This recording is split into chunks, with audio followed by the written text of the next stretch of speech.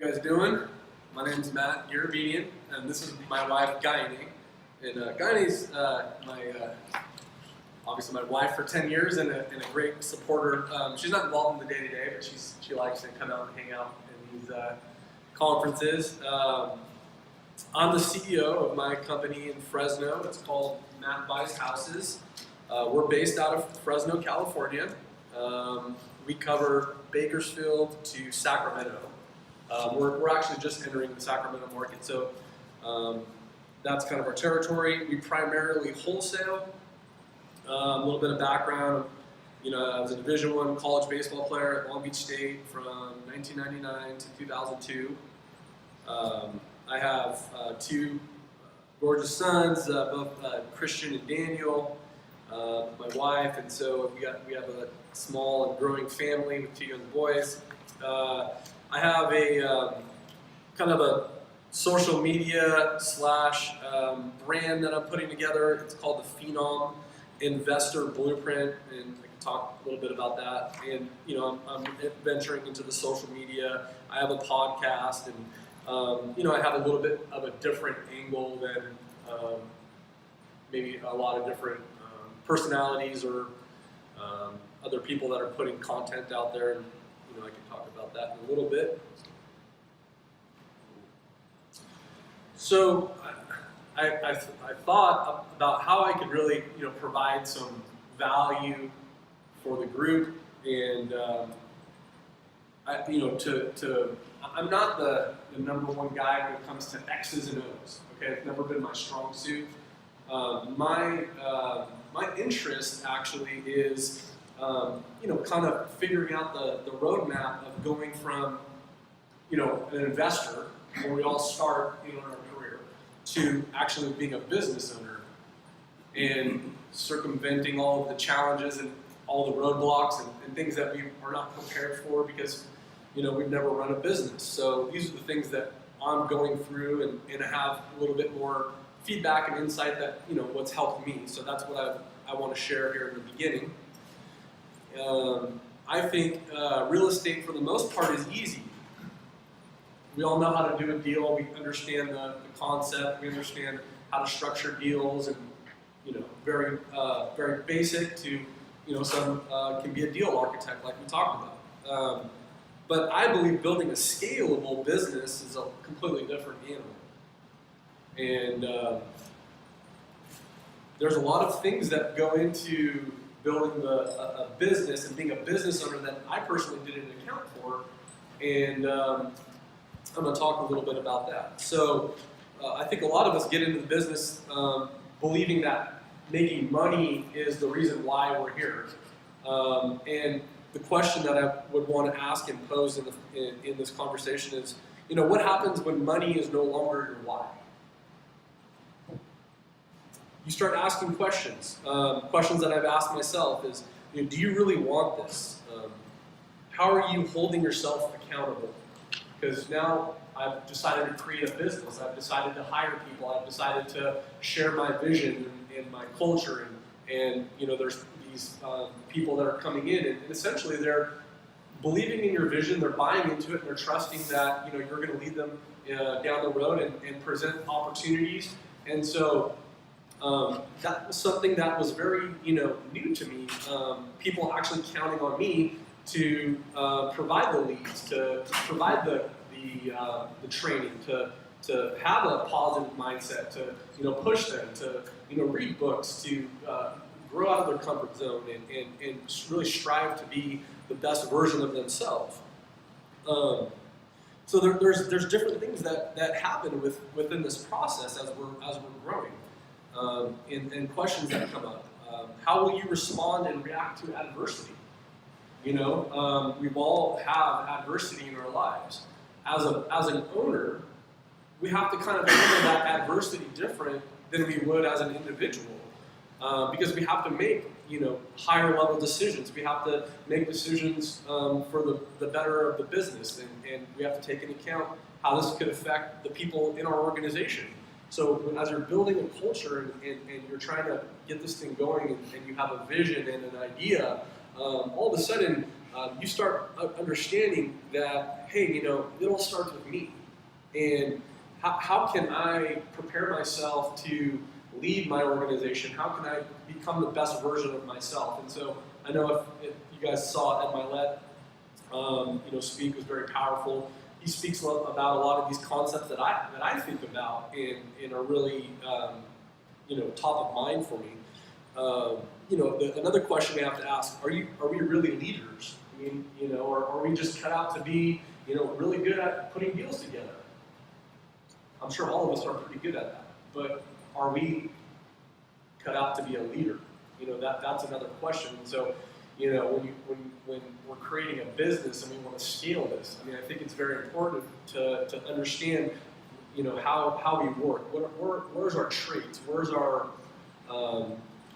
you know, our unique ability? And so these are all, just great questions to ask. You know, I know Kent asked this, and you know, do you have a business or a job?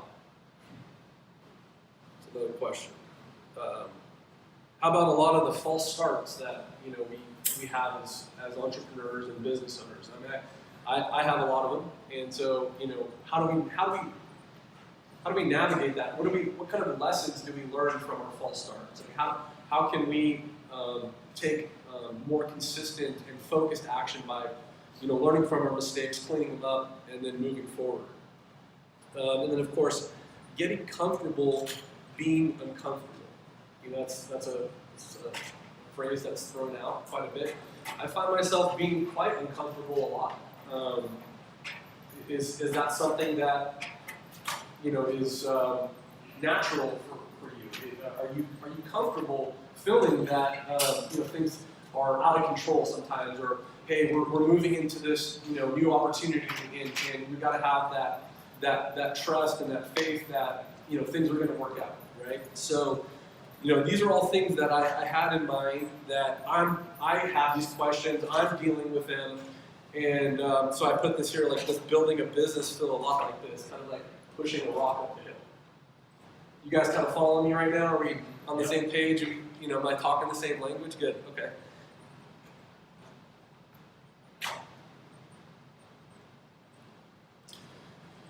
So, as I started having all of these challenges, you know, just really trying to figure out if I'm cut out for this.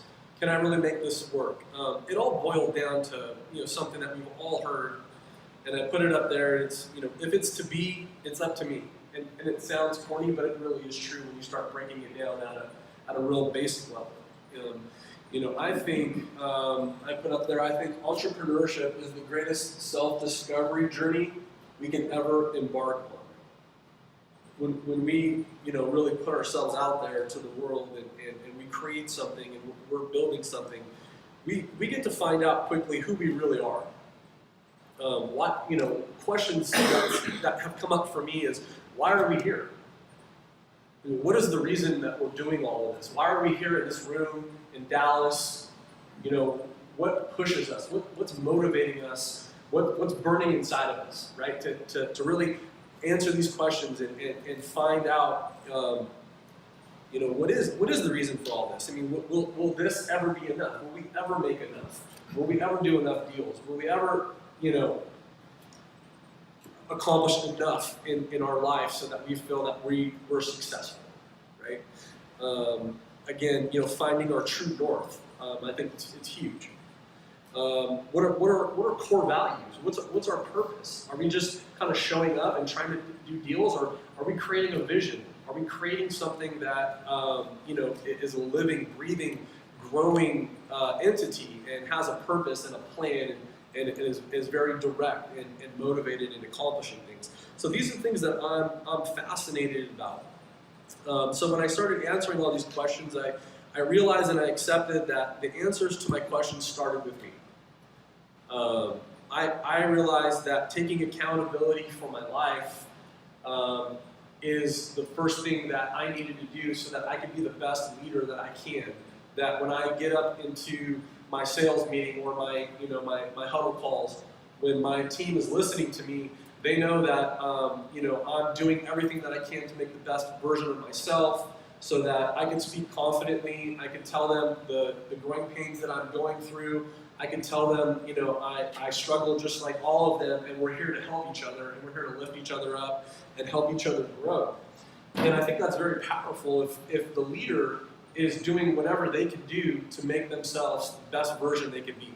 And when you're at that place and you're running on all cylinders, I think that definitely lifts up your organization. It encourages your team to really start, picking up pieces in their life that they can improve on. And no matter what it is, it's just setting that culture, guys. It's setting a culture. So do you, how do you disseminate that through your organization? Is it daily meetings, daily huddles, weekly meetings? Yeah, so we have every Wednesday we have a team meeting, and then we'll do every Wednesday. Yeah, we'll do a team meeting. It's a team meeting. Is that like a manager meeting, or is that the whole everybody? Or Yeah, I don't have a huge operation, so I have your whole crew. my whole crew. Yeah. And is that specifically talking about visions? Is it you're breaking down issues? You're talking about? Yeah, we follow the traction model. Correct. So we go down, five, the wins and identify, discuss, solve. And we find ourselves, a lot of it is just talking about mindset, talking about getting through the grind, how we can all improve a little bit more so that, each day we're getting better. Right. And, it's a lot of it is, hey, can we challenge ourselves to read a book, every 2 or 3 weeks? Hey, what are we doing about getting in the gym and taking care of our health? Hey, how can we grow a passion of the team? Say they want to start some type of give back or charity or something. So we're always trying to push ourselves to the next level, if that makes sense. Why do you do Wednesday meetings instead of beginning of the week Mondays? Was there like a reason why? Yeah, we found that Monday people are coming in off the weekend. They're still kind of figuring out what needs to be resolved, what issues are on the table, what opportunities are coming. And so I kind of figured out, hey, let them come in, kind of get in the groove, so they handle those things on Monday and Tuesday. Wednesday we can talk about what's going on in the past 2 days, and then talk about Thursday and Friday, or in the future. So we've done them on Mondays before, and I kind of found that there's some more. Do you work weekends? My guys do. Like Saturday, Sunday, or Saturday? Just Saturday. And do you do them live in person or virtually? In person. So I felt that, as the leader of my organization, all eyes are on me. And your actions and energy directly affect your organization. I learned this the hard way. I felt that I built this business, and then I was at the point, because I was, not thinking clearly that, hey, I could kind of step away and things are gonna work on itself. The business is gonna keep turning deals. I don't really need to be there. I could kind of check in and out, and that was wrong. So I learned that, my presence and being the best version of myself and always trying to set the example is really what is going to push my organization, because it's still kind of in its infancy. So, it's a direct reflection of the owner of the business and the culture. So I figured out I needed to really step up my game so that anybody that comes into my organization knows clearly what I expect, what I'm all about, and I don't talk about it, I also do it, right? I think eventually, as you do enough of this and you get into business, you're going to find out what you're made of. So when the rubber meets the road, when adversity strikes, how do you respond? This is a big one. Regulating your thermostat to be on fire as much as possible. It's a concept that Ed Mylett talks about quite a bit. I'm fascinated with that because I've literally caught myself being on fire. I came back from find and flip on fire, right? Everything's going, and the next thing you know, I wake up one morning without nothing bad happened, no deals fell through, nothing, everything's great, and I wake up and my attitude shifts for some reason. I start focusing on the negatives. I start focusing on the problems, and I know my thermostat starts to cool down. And I'm like, gosh, it's so frustrating because now I can kind of see what's happening. How do these high-level entrepreneurs and business owners, these high-level performers, how do they stay, on that top end of the thermostat? And so that's kind of what I'm very interested in. I'm constantly trying to search for the strategies and maybe like some tactics and tips, and maybe you guys can share that with me on how to stay on fire, right? What is your strategy? Well, I'll just okay, so how I started to create a better version of myself. All right. So number one for me was my faith. So putting all my trust and faith in God. This has helped me with knowing my purpose and plan, knowing I have the ultimate CEO on my team. Thank you. Number two, on fitness, I took action. I was, 265 pounds in August. Just really, I'm embarrassed to put that up, but I had to do it. I hired a trainer. I cleaned up my diet. I'm down, actually more weight. I'm approaching close to 40 pounds, down 40 pounds.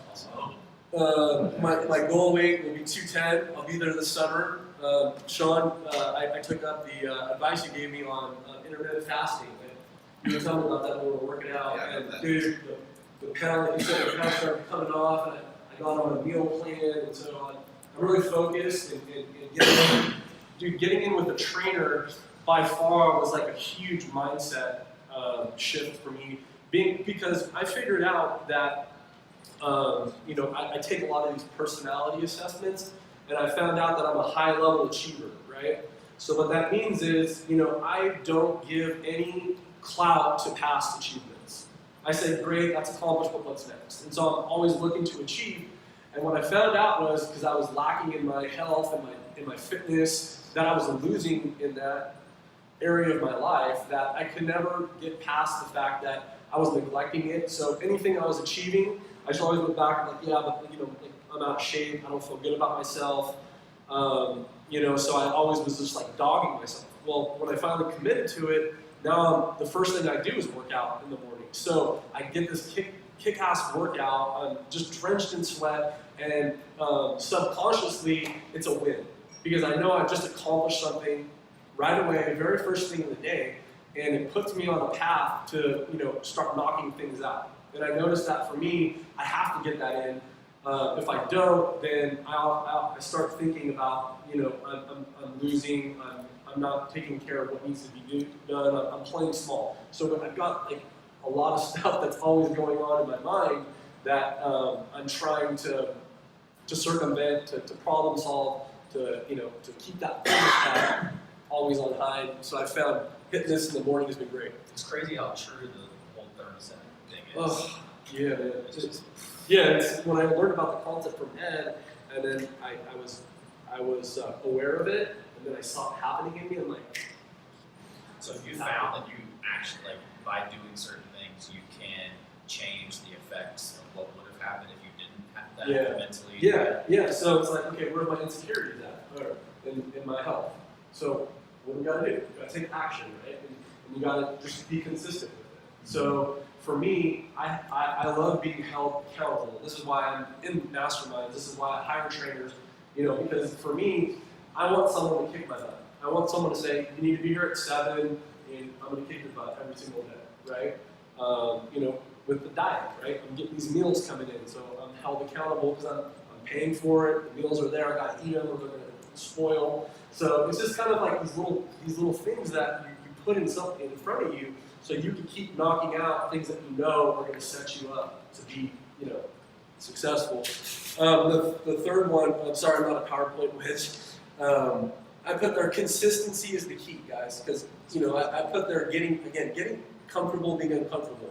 So one of the things that I was uncomfortable with social media. I've stepped up my game, and now I hired someone. I'm paying them. It's making me making me pay attention to it. So now I create a little bit of a pain hey, money's coming out of my pocket every month. I've committed to this. Hey, I better do what I got to do so that I can get a return. So, now, after committing to that, so I went from like 900 followers on Instagram with not a lot of content to now I'm just about to 10,000 followers, doing consistent content, putting out YouTube, building out my YouTube page, building out my Instagram and my social following, being consistent with my podcast shows, creating content, strategic partnerships, expanding my reach, just putting myself out there, trying to grow, trying to figure out what the next thing is. Of course, masterminds, always be growing and stretching, trying to get any and all advantages in this highly competitive industry. Do you have time to share the thermostat idea so some people don't know? Oh, sure, yeah. So, Does anyone know who Ed Milet is here? Okay, so Ed Milet. if you know about that, I highly recommend Yeah. go to his podcast. It's like the number one podcast in the world download it. Right. Great podcast. Ed Milet. He's a great podcast. Good dude. So Ed talks about a concept about this internal thermostat that we have. And this thermostat is basically set to a temperature that we subconsciously believe that we're worth. So I made an example when I said I was fired up and I came out of the find and flip on fire, right? So I set my thermostat really high. Well, how do you set your thermostat high, right? You set goals and then you take action to achieve them, right? So you have an intent and you have a purpose, and you're knocking out each step to get to your end goal. And so all things in your life are moving because you're setting that thermostat to a high level, you're intentional, you're taking action, and you're doing the steps, right? Well, somewhere along the line, because when Matt decided to take this massive action, it was kind of, what's the word? It was subconsciously, the Matt underneath, that wasn't something he would usually do. You understand? So when I set that thermostat by taking action, it forced me to level up. But because my true identity that I hadn't worked on, because this is new to me, my true identity said, wait, hold on, you're going too fast, like you're doing too much, you're actually doing the things you say you're going to do, you're actually getting results, like let's slow it down. Because you're kind of overreaching, you're over your skis, you're not supposed to have this type of success. And that's kind of what happened to me, again, without any warning. You cool yourself back down and you get back into the box where you're comfortable with. The interesting thing is like the whole thermostat, I believe 100%. It's like it's setting.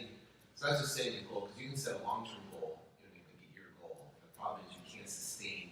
It's hard to sustain that fire for this. So you have to a short term. It's like a 90-day. So every 90-day revisit. Like a rock. Yeah, like a 90-day, like a rock. That's something that you're just going to completely obsess about, right? Something you're just going to dive in, make it. It has to happen no matter what. And then you can stretch yourself action-wise, pushing for a specific date, right? You're just going to go bonkers. And what I do is called zigzag type of thing. So it's a similar type of thing. So I'll set a date, but on that date, something's going to happen. Either I'm going to go to vacation, I'm going to do a staycation with my wife, and just chill at the pool and hang out, or I'm going to go, we went to Rosemary Beach for a week and hung out at Rosemary Beach, and just kind of, stuff like that. So I'll go bananas for a certain period of time. Then the reward is, okay, take it off, and I reestablish another 90 days, and then I'll go bananas again for another 90 days, and then I'll back off and go do something, and I'll go there. But the interesting thing I found is that when you stretch to the level of action that you're taking, you don't recoil back. You're not going to recoil back. So you're going to try to recoil back, but you've already know and have experienced the level of action that it takes to get the result. Can you break that So down you a little grow. bit? What do you mean by that? The whole reroll analogy, I didn't get it. like a recoil, so, for an example, right? So prior, to scheduling, I wouldn't really schedule I would just kind of go in and I have a list of things to do, right? And I'd have, okay, I want, 10 things to do this week. If I accomplish, 10 things, it's a great week. But I didn't really have my schedule where I was optimizing my schedule, right? So I would get the things done, and it was good, and it was moving far along. So changing that, I literally schedule my entire schedule every 15 minutes from 5 o'clock in the morning until 6 o'clock at night. So the night before, I blow my entire schedule. And some things take longer than 15 minutes, so it'll be like an hour block.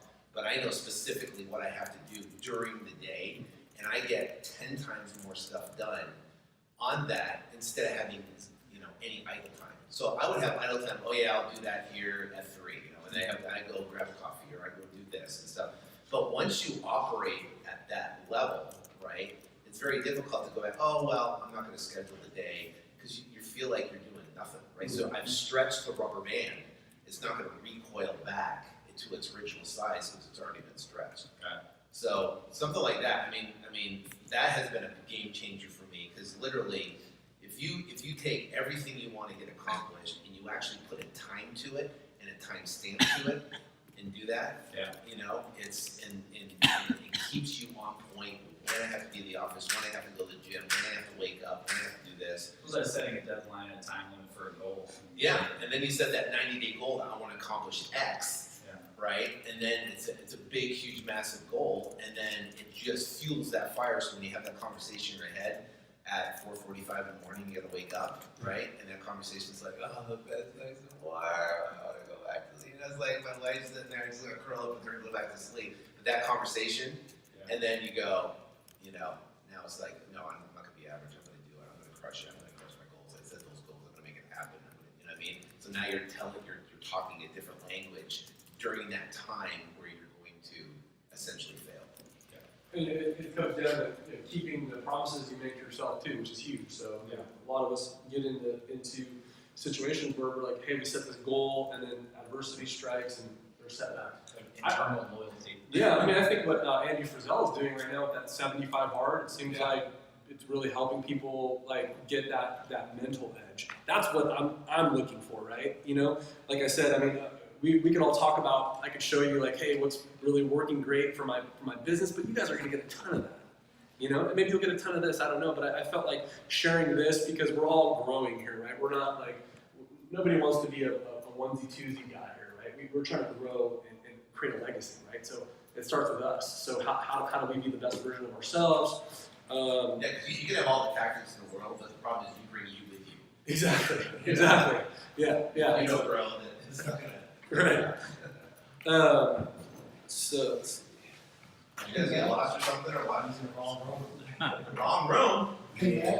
Whenever This is whenever the you're room. going through challenges and you notice that it starts going down, what do you do to keep it there? Yeah. I mean that's the discussion we're having now, and that's the the challenge because it's something that now I'm self-aware of, but I haven't yet figured out. Okay, here's what you do every time. I think it's just accepting that you're not keeping the promises you make to yourself. So just being real with yourself, right? Yeah. I want to add something to the thermostat thing. For me, what made a big difference is people surrounding you. Oh yeah. Because, but when you're, you feel down and you don't feel right, like you were saying earlier, when you go and see someone that's like really on the next level and you see what he's doing, you're like, holy moly, I feel comfortable like being where I am now. So I want to step up and be like that person. So surrounding was really a big thing for me. Absolutely. Yeah, no, I mean, all of us are right for being in this room. Anybody that doesn't see the value of that is going to have massive problems, like really growing as an owner, a business owner, and a leader. I mean, this market's like always changing. It's, okay, now you're saying, if you're not on video, you're going to be obsolete in the next 5 to 10 years. So they throw that on there, and hey, if you're not doing this type of marketing, you're behind. And blah. I mean, it's just like God, like I'm like drinking out of a fire hose right now.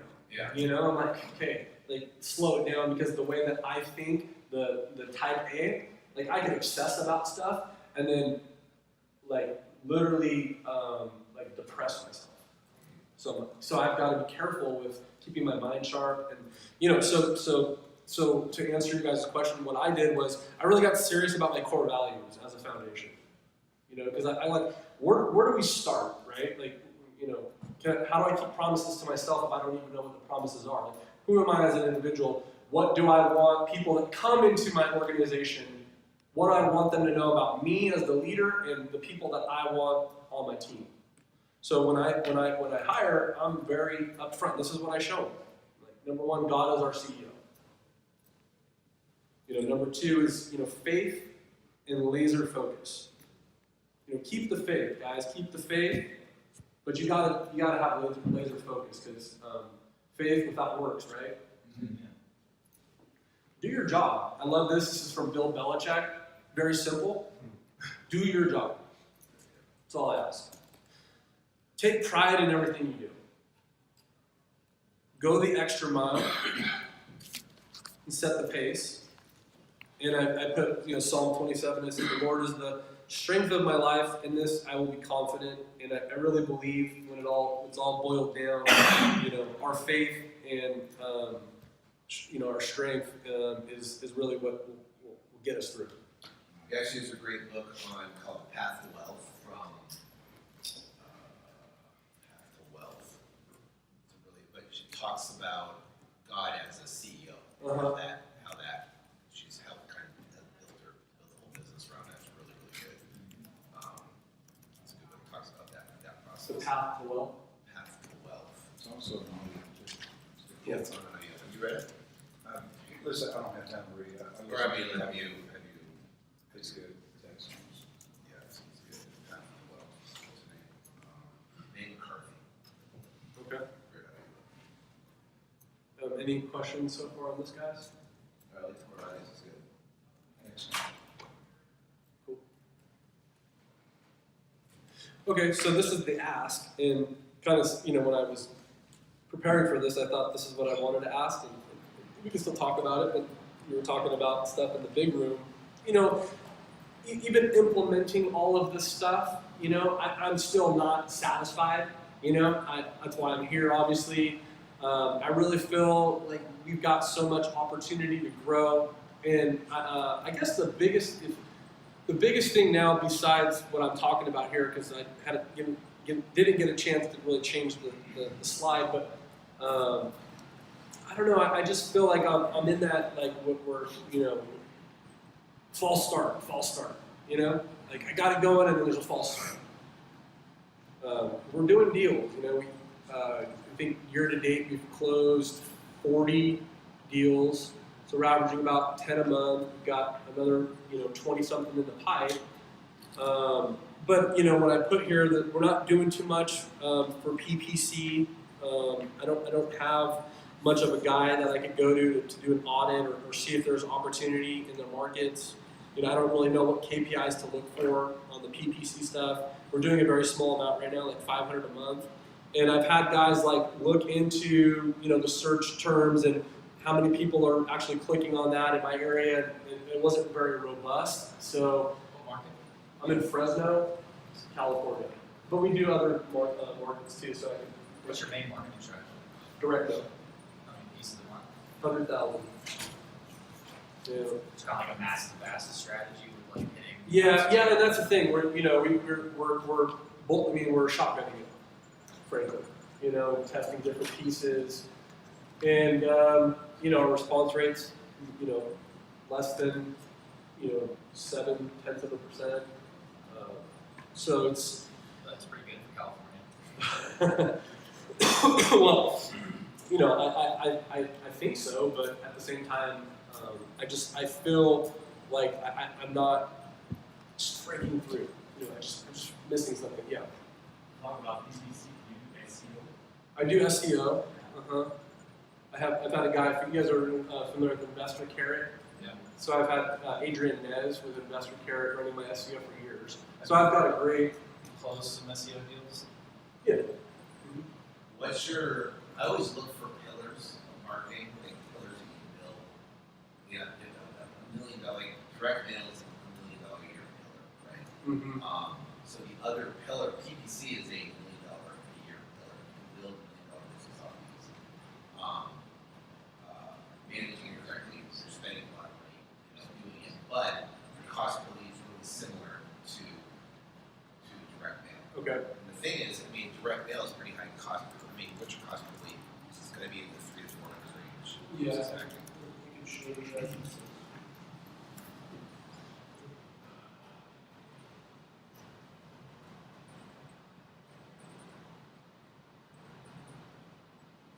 Yeah, so high equity absentee, we're 182, late mortgages, code violations, that'll give you the average cost, and then that's our average cost per contract.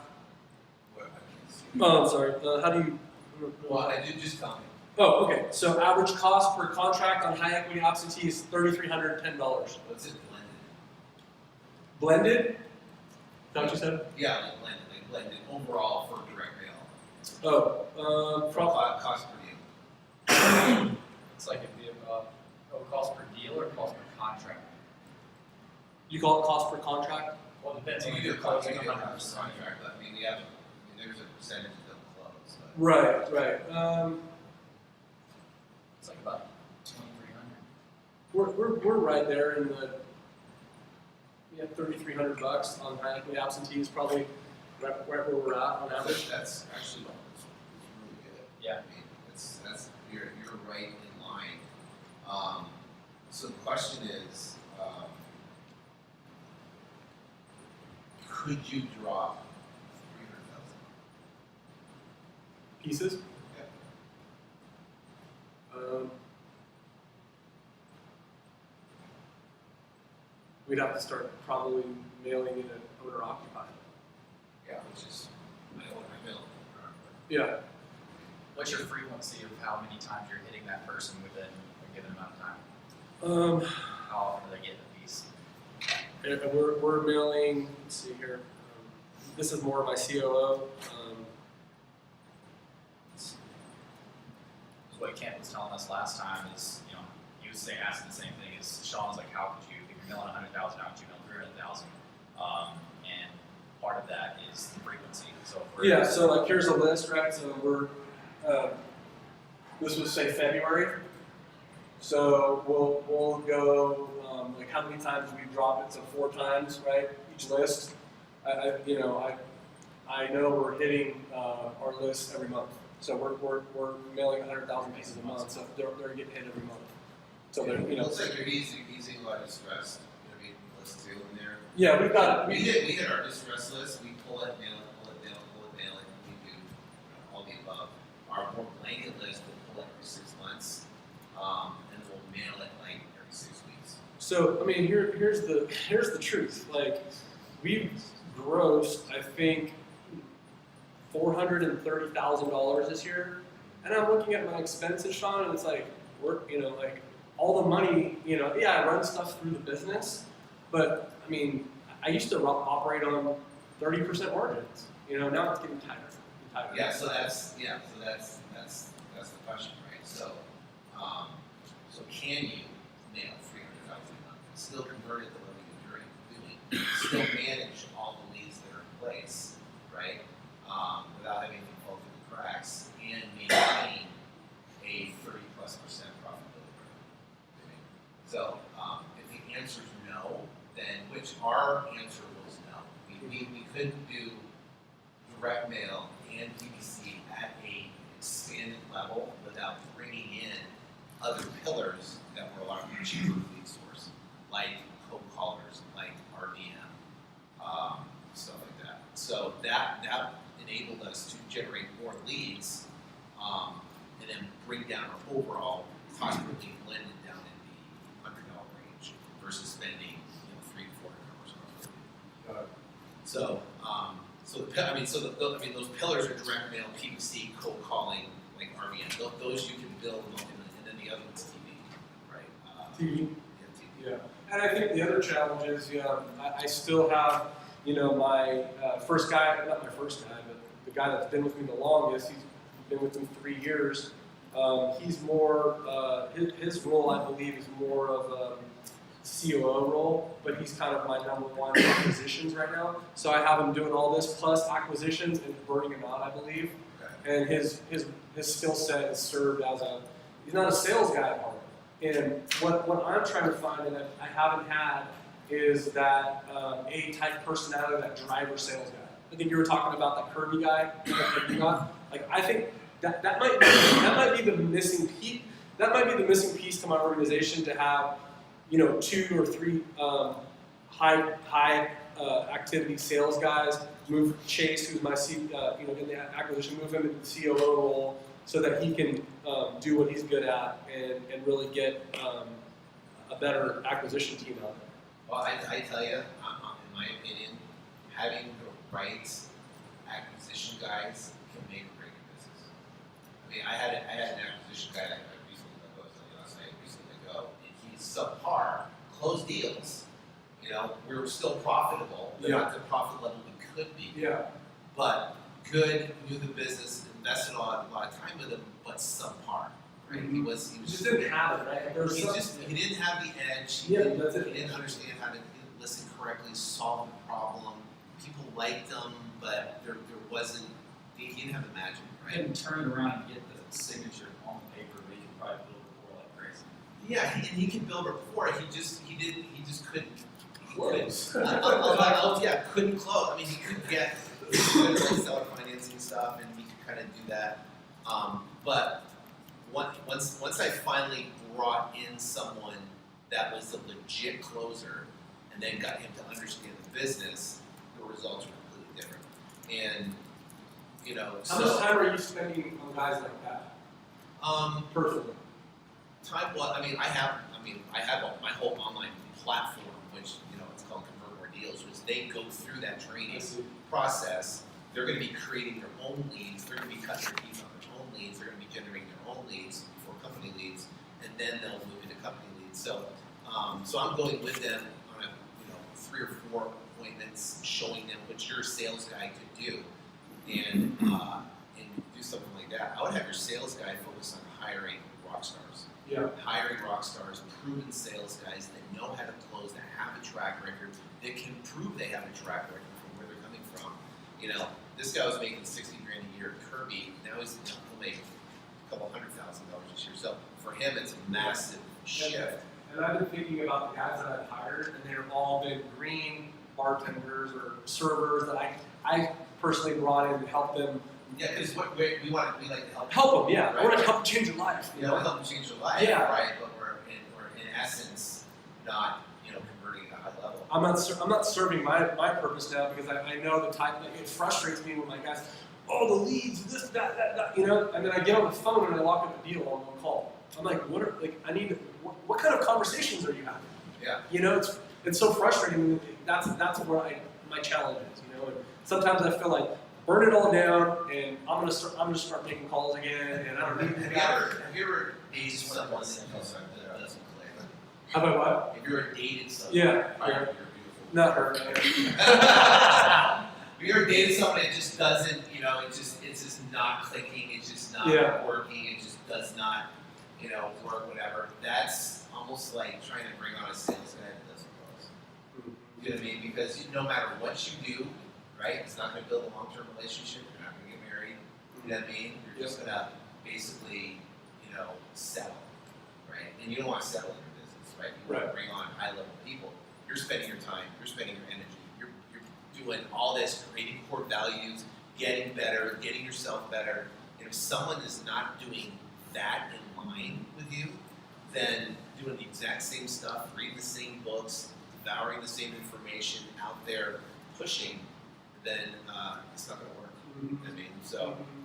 Yeah, and my instinct says that I've just got it wrong with the acquisition hires.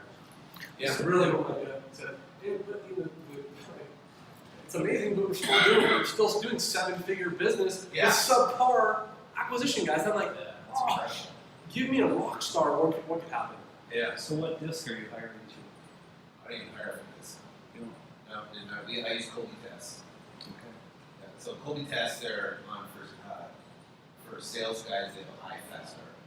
Colby So they have a high fast start, right? But it's more importantly, it's what I put them through to get them to quit. I'm trying to get them to quit, Sure. right? I'm trying to blow them out. So, I mean, they have to go, we talked about last night, I mean, they have to do a survey, extensive survey, then they have to submit a video, then they have to meet my lead manager, because women have a way better intuition than I do, right? I want to save everybody, right? So, she'll come back to me and goes, "Hey, you guys an idiot." All right, done. So, she comes back and says, "I like this guy, he's good."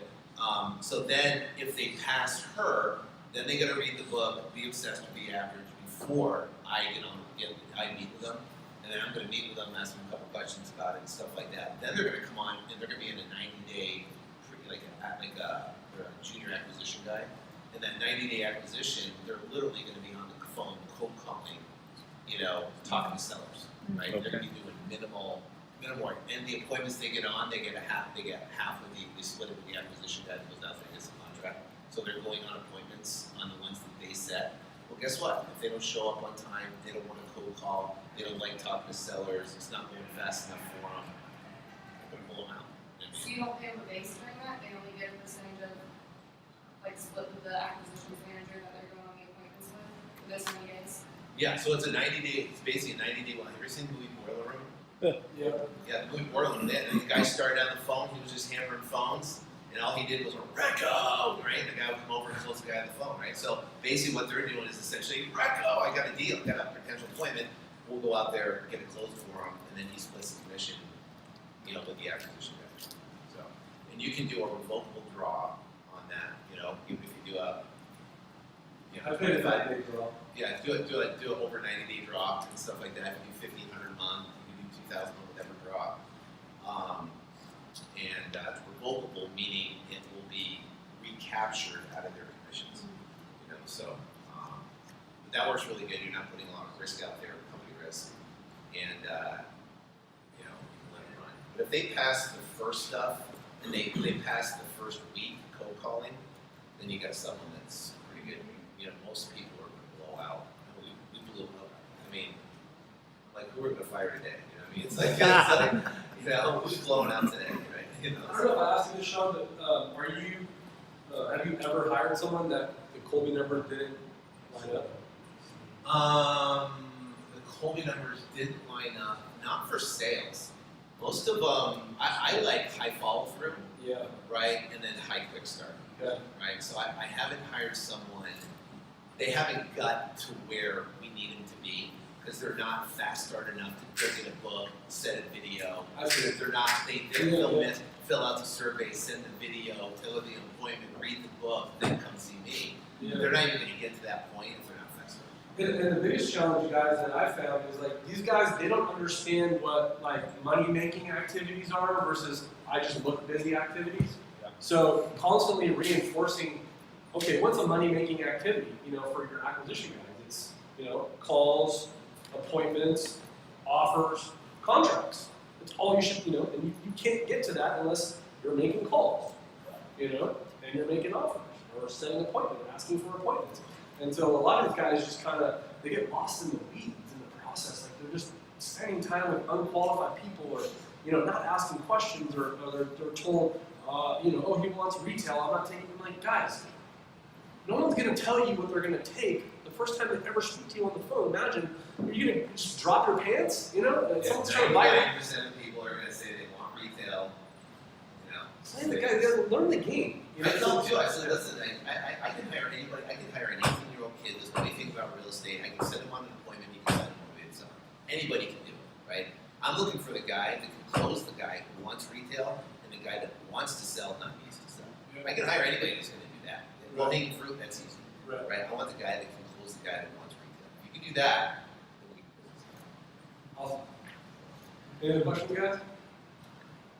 You're done. Did you get what you wanted? Oh, You got 10 more minutes. okay, good. Anybody use Audantic? We did for like a year and a half. It worked and then it stopped and We then we had moved on. great success in the beginning and then it just died. What's up, Nancy? Chris Rick. Chris Richter's predictive modeling. he's just like a big data guy, and then started real estate investing. And then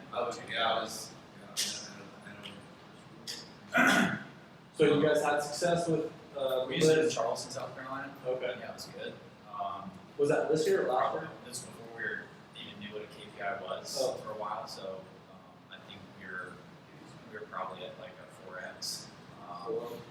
So definitely something that we would have kept, but it just kind of stopped producing, and we tweaked it a lot, and then we kept sending, and we tweaked it even more, and then we removed zip codes, and then we tried to do some other stuff behind the scenes. He didn't really tell you what it does, but it ended up just getting to the point where it just wasn't spending too much money. The list is expensive, and then we went from the kind of niche area to massive assets, just hitting everybody, but sending a big blanket list and hitting them every 60 days kind of thing. Oh, you got every 60 days with them? With the big blanket list, yeah, just like all the absentee owners that we can find that have owned for 5 years or longer, and really like just no commercial stuff, really nothing else though. I feel like maybe that I'm scorching my list too much then if I'm with the blanket list, because we're just hitting them every single month. I mean, I don't know if we're But those are absentees in distress, right? Yeah. You're not hitting owner occupants. we had owner occupant every month too. Owner occupants every month? Every month. Yeah. What kind of other factors for owner occupancy? What's that? Other than being an owner occupier, what other factors? In terms of the criteria, the data, age and length of home. So like 60 plus or? Yeah, I believe so. Yeah, I don't do an age filter on it. I just do, as long as they have a 10-year ownership, and the house itself in Phoenix is 1973 and below. Since they went deferred maintenance, that's our highest profit per deal. We'll take our all of Phoenix, and we know the best zip codes, right? So we're going to take that criteria and hit everybody in that specific zip code who owns a house. Okay. So would you say you say 1990 and below is too high? Depends on your data. You know what I mean? It's like like the Chris Richter list. Basically, they pull data on what's selling at 50 cents on the dollar, and they take the characteristics of the seller and the characteristics of the actual house. They put them together, and that's what he comes up with, right? So what we can do is similarly, we can do the same thing, but what we do is take your current data, what you're closing, the best deals you're closing. What zip codes did you close them in? What's the average age of the house? It might be 1990. Ours is 1973. It could be there. That's your average, or that's the newest house that you do deals with, the rest are older? Like that's the top. 1973 is the newest house that you do deals with consistently. Yeah. The consistency, it's the houses that we've done are 1973 and below. Okay. So 1973 and below are all the deals over 20,000 in specific zip codes. They're 3-bed, 2-bath, and the owner has owned it for 10 years or more. So now you can go back through all your deals and then kind of try to look for that specific information. Then you can take that information, go into the owner occupants and pull everything within those zip codes, and then you can mail that group. So now at least the house is targeted, and you have to there's some equity in the property. The other flip side of the coin, because a lot of people are hitting high equity deals, really understanding how to use that whole seller financing, down payment arbitrage deal, and really targeting those, because our response rates on those are like way better than high equity ones. Yeah. So we'll just target people in minutes. And that money's already spent. It's just like, so if we can pick up another 1 or 2 deals out of that, I mean, it's just a game changer. Yeah, exactly.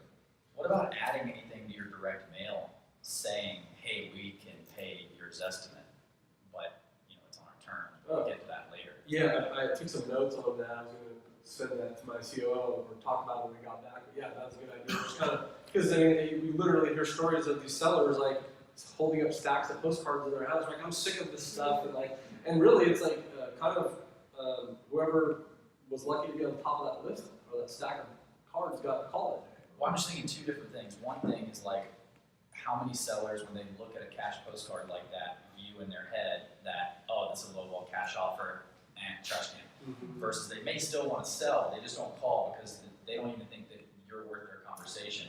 Versus how many times have you gotten somebody down $60,000, $80,000 off their asking price to now it's a deal for you. Right. So if you can put those together and get them to call in and you have their information based on the fact that you said that you can can pay within X percentage of this estimate value of their home, we know that, you know, it's gonna be on our terms, right? Yeah. It might not be all cash, but it seems like that would bring in so many more people into your database. So you're saying it's the message on the card, which I agree. I mean, we have a third notice postcard that when we put it out there, it pisses people off.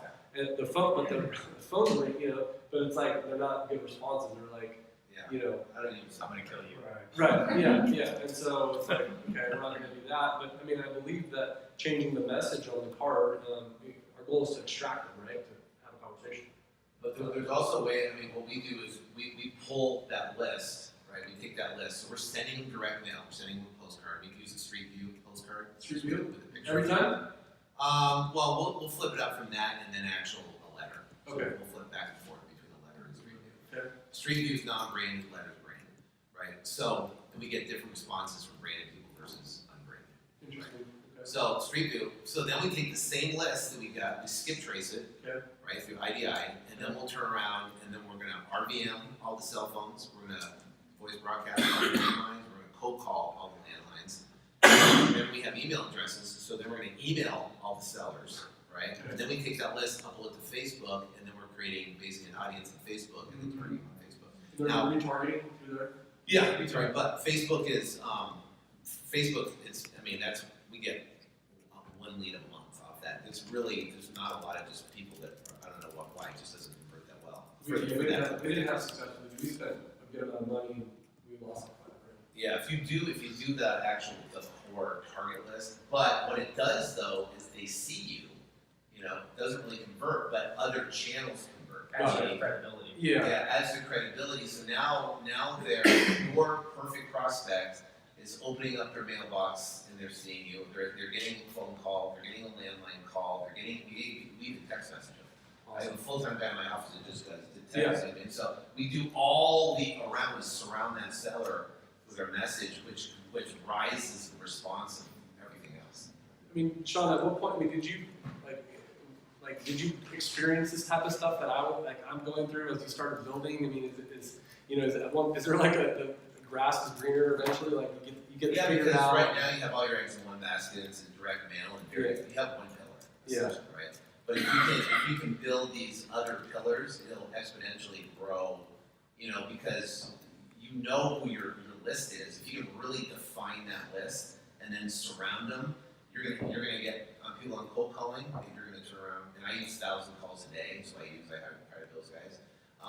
So I mean, you're gonna get people on cold calling. We're gonna get RPMs that are coming in, and it's gonna be and it's the direct mail responses coming in. So it's exponentially going to increase all, which right now the only difference between you doing 40 deals where we are right now, doing 40 deals a month, is leads and acquisitions, right? Mhm. So that's the only thing. So the question becomes, how can I get most amount of quality, qualified leads at the cheapest price, right? Which is what we do, the pillars that we just talked about. And then how can I get acquisitions to at least go on, 20 appointments a week, right? You're gonna have 2 that are gonna cancel, they're gonna go on 18. And if they can bring 3 contracts a week back, that's sufficient. And they're good deals. So I know you were speaking about trying to change your message, trying to figure out how you can get more responses. What we ended up doing is because now I'm sure in everyone's markets, there's more wholesalers, more investors, the competition is getting bigger. So everyone's getting that same message. Right. Most people are learning from the same trainers as well. So what we did was we tried to figure out how to be creative, and our company is Jersey Shore Property Solutions. So we kind of, instead of promising the seller a cash offer, we kind of speak to them in terms of, have you ever thought about selling? We have many options that we can provide to you. Even if you're just curious to find out the value of your house, give us a call. We'll come meet you, shake your hands, and educate you on your market. So we've been doing that. We do that from our RBM message to our cold calling to our direct mail. And the good thing is that we get a better response that way, and we're not really promising anything, so it makes them at least more comfortable to hear us out. And then as we go through it, we still have the mindset of trying to give them a cash offer, listing with the realtor or some type of seller financing, and even just giving them the evaluation. So that was something that we changed, and it's been working for us this year pretty well. I like it. Thank you.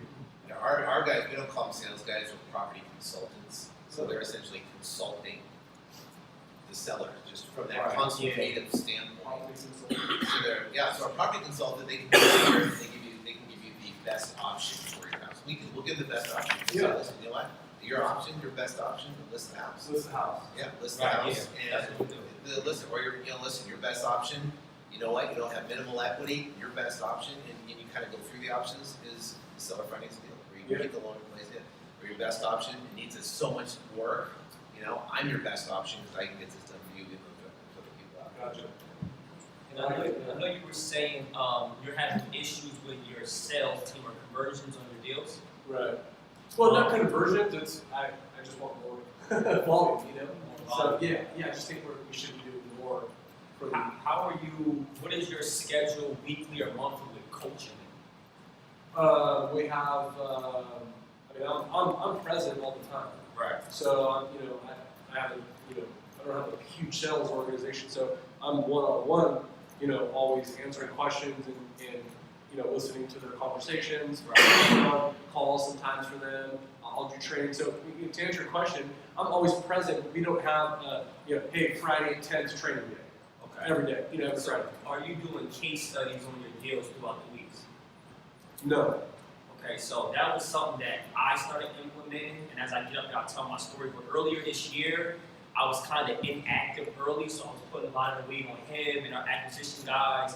And when I finally, you know, was able to come back to the business, I started case studying them on the deals, and I'm like, all right, well, what happened at these deals? And I started seeing a lot of things that they weren't seeing. I was explaining to them, now, listen, if I was there, you know, one particular case, the guy, he wanted like $670 for the house. I think it was like $1 million house. He was thinking about option of repairing it, and more to sort of, they didn't sell him on anything. They didn't explain to him that, all right, well, if you want to go the route of repairing this, we could get some contractors, we could walk you through every line and have an agent to list it, or if you don't want to go that route. So that's really important too. As you as the leader, one thing I realized, sometimes you got to go out there and do it too, consistently, so that they can see it, so that they can feel more confident. And sometimes it's easy to talk about it in the office, but when they go see you go out there and do it, even if it's a contract, one deal a month out of the team, you know, that gives everybody else a lot more confidence. And it makes light bulbs go off on their head, because they're not as smart as you. They haven't been doing it as long as you. And that was what I realized coming back in, you know, late February, early March, where I had to get back in the field, where I felt like I can sit back and, you know, kind of just call shots. But my company's not at that point right now. Mm-hmm. So maybe just a little bit more Yeah. go a long way. You're right. I think I got him. Another thing, I love that man. Like, he just did one on ego. I was like, oh my god, like That was good. Did you know it? I was like, yep. So you know, one of the ego, right? You know, you think, oh man, I'm doing this, I'm bad. I don't even, you know what I mean? And then all of a sudden, you do this thing that you stop doing the things that got you there, because you get this ego that, oh, you know, I'm successful. You know, Right. look at me. But then, you know, you gotta figure it out. Like, dude, I need to roll my sleeves back up and Get in here. I haven't built anything yet. You know, I'm just getting started. So, you know, just kind of that. But you know, that's the power of like